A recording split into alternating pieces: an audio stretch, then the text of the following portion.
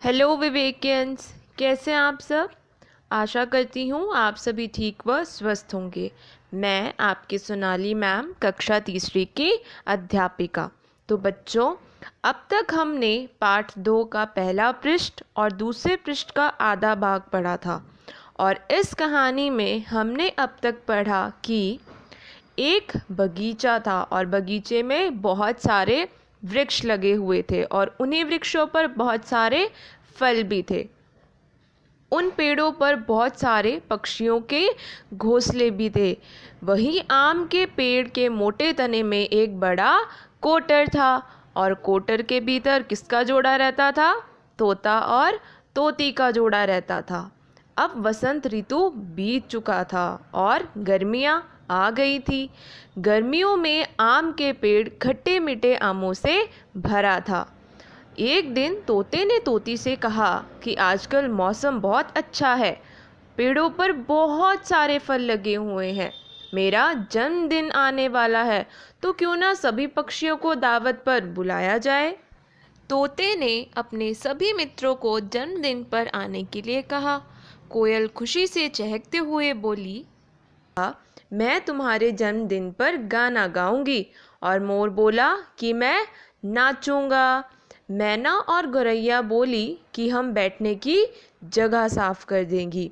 तो सुबह सुबह मैना और गौरैया आई और उन्होंने पेड़ों के नीचे सफाई कर दी और उन्होंने पत्तियों और फूलों से पूरी जगह को सजा दिया। तोते और तोती ने बहुत से फल इकट्ठे किए, मीठे मीठे अमरूद, पीले आम, खट्टे मीठे अंगूर और बेर। और तोती ने तोते के जन्मदिन पर खीर भी बनाई। सभी तैयारियां हो गई। तो अब आगे देखते हैं कि हुआ क्या।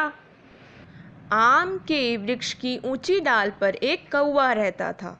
वह बार बार झांक कर देख रहा था। तभी सब पक्षी जन्मदिन की दावत में आने लगे।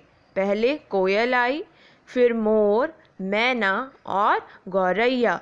कौवा बोला, कांव कांव, मैं भी हूँ। आम के उसी वृक्ष पर जिस पे तोता और तोती का जोड़ा रहता था, उसी वृक्ष की ऊंची डाल पर कौवा भी रहता था। वह उत्सुक था, इसलिए वह नीचे बार बार झांक कर देख रहा था। उसका भी मन था उस दावत में आने का। तभी सब पक्षी जन्मदिन की दावत पर धीरे धीरे आने लगे। पहले कौन आया? कोयल आई, फिर मोर, मैना और गौरैया। यह देखकर कौवा बोला, कांव कांव, मैं भी हूँ। अब कौवे का आने का बहुत मन था, तो उसने बोला कि अरे भाई, मैं भी हूँ। तोती ने सुना, वह बोली, तोते, क्या तुमने कौवे को जन्मदिन पर नहीं बुलाया? वह हमारा पड़ोसी है, इसी वृक्ष पर रहता है, उसे भी बुला लो। तोती ने जब देखा कि कौवा कांव कांव कर रहा है और बोल रहा है कि मैं भी हूँ, तो उसने तोते से कहा कि अरे तोते, वह तो हमारा पड़ोसी है, तुमने उसे नहीं बुलाया? वह भी तो इसी वृक्ष पर रहता है, उसे भी बुला लो। तोता बोला, नहीं, कौवा किसी की मदद नहीं करता, कांव कांव की कर्कश आवाज़ से सबको डराता है, झपट्टे मारता है, झगड़ा भी करता है, मैं उसे नहीं बुलाऊंगा। अब तोता कौवे को क्यों नहीं बुलाना चाहता था? क्योंकि तोते ने कहा कि कौवा जो है वह किसी की मदद नहीं करता, कांव कांव की कर्कश आवाज़ से सबको डराता है।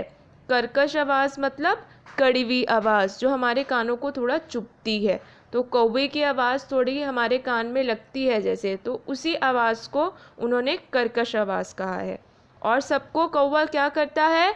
झपट्टे मारता है, सबसे झगड़ा भी करता है, तो मैं उसे नहीं बुलाऊंगा। तो बच्चों, बाकी की कहानी हम पढ़ेंगे कल। जैसा कि आप सब जानते हैं, इस पाठ में जो भी रेखांकित शब्द हैं वह आपके श्रुतलेख शब्द हैं। उन्हीं श्रुतलेख शब्दों को आपने अपनी नोटबुक में बहुत ही सुंदर लिखाई में लिखना है। और इस वीडियो के अंत में आपको एक वर्कशीट दी जाएगी, उसी वर्कशीट को भी आपने अपनी नोटबुक में अच्छे से सुंदर लिखाई में लिखना है। तो आज के लिए इतना ही, कल फिर मिलेंगे। धन्यवाद।